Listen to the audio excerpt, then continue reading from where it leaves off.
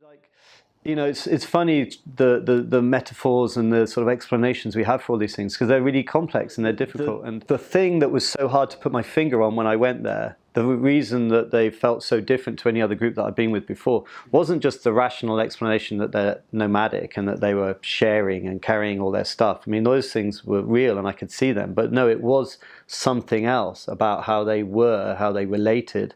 That was the thing that was really, really hard to put my finger on.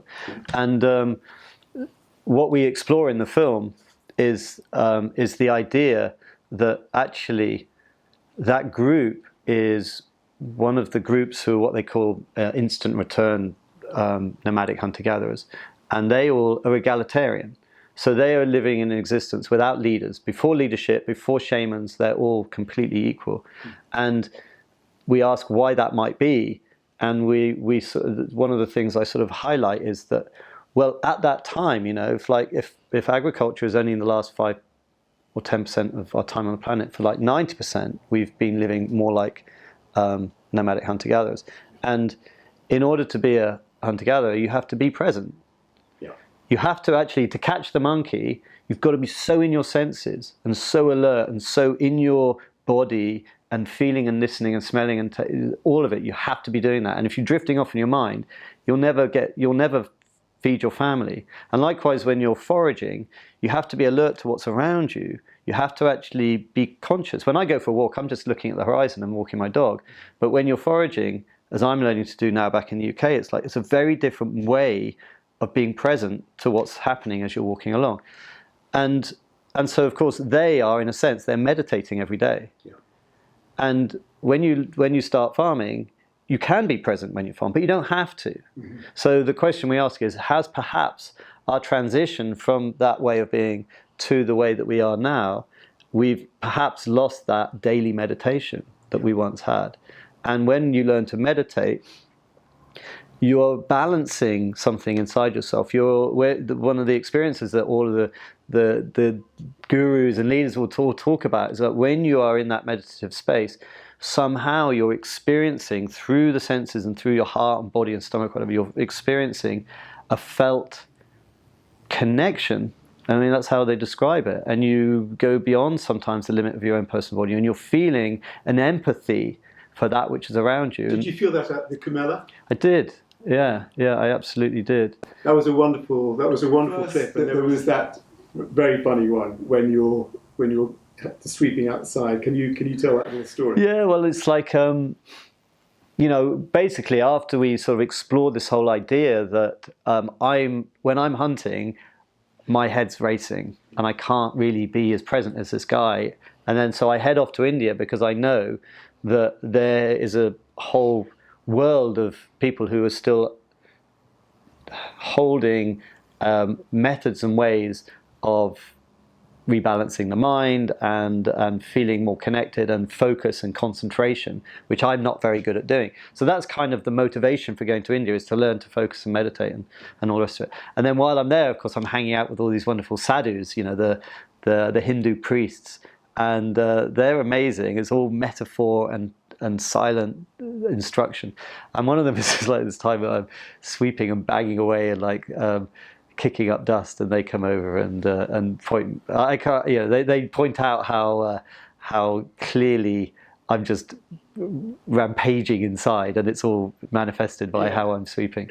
And then when I go on the Kumbh Mela, it's when I go for the bathe day, which is the main reason we're there. It's like the largest gathering of humans in all of history, I think.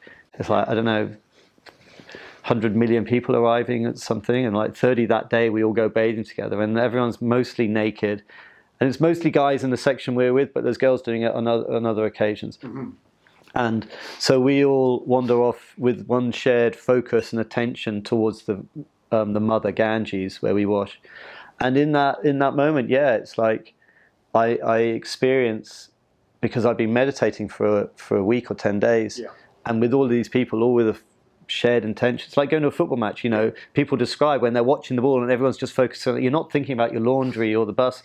You're thinking about that. And people often describe how you get this sense of crowd mentality of like, you join. Oneness and- You join in somehow. It feels like you join with the crowd, and then we rationalise it and stick it in a box and say, "Oh, it was just a football match. We were overexcited," but maybe there's more to it.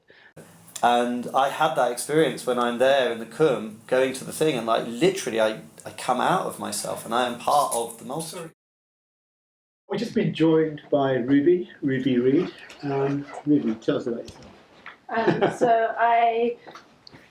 My sister and I founded Advire Initiative in 2015, which is we always have problems wording exactly what we do, but our main aim is to get people to connect with nature and connect with land on an emotional level, and the environment, and then through that help them care for it and love it, and then fight for it as well. Wow. And so we do a lot of events, and we've been really inspired by the work of Satish Kumar and people like Pat McCabe, and the way they connect the inner and the outer worlds and bring them together, and the idea that you have to look after yourself and the state of your inner person in order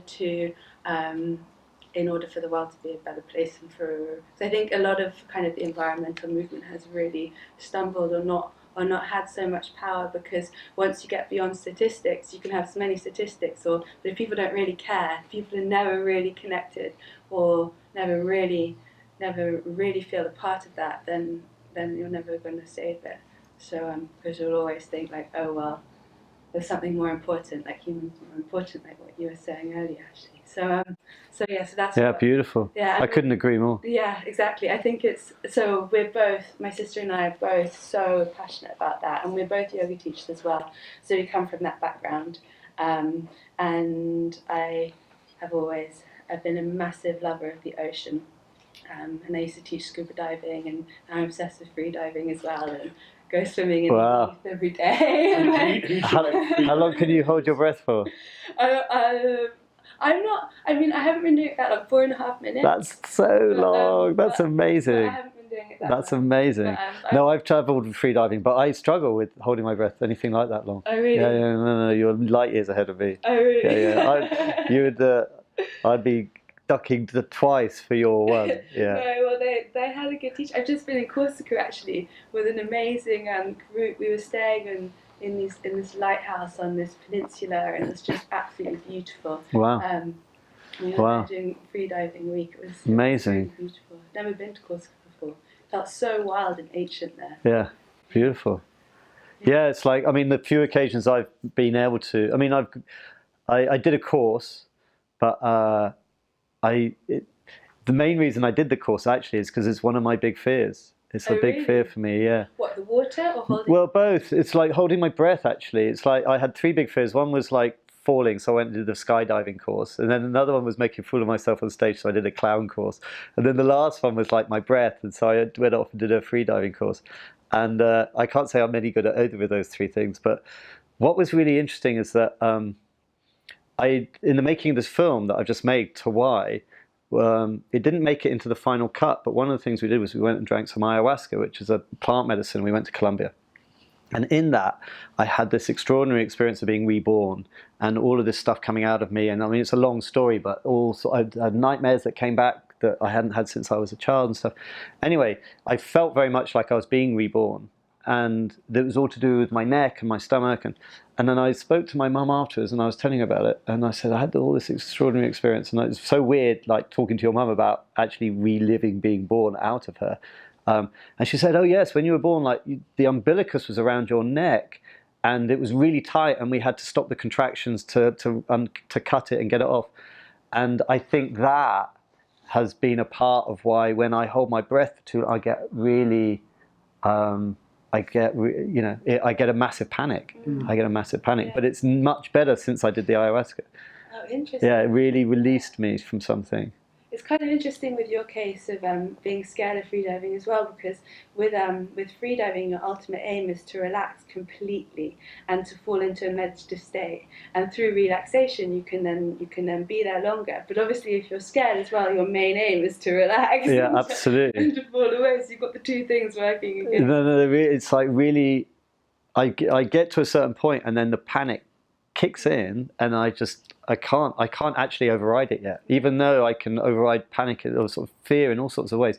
In that holding my breath area, I'm really still struggling. Yeah, So I think the thing is to just to connect with the water and be ultimately. yeah, I just think it's good to tackle your fears. It's like I just think there's something in it. There's a reason why I have an irrational fear of holding my breath. It's like I did the course, and everyone, just even in the swimming pool, you know, you're just chilling out, and it's not like I can meditate and concentrate, and that's fine. But there was something that would like jolt my whole body in. It's really weird. Yeah. And then I had this experience about it being perhaps to do with my birth, and then it got better, but I've still got more work to do on that.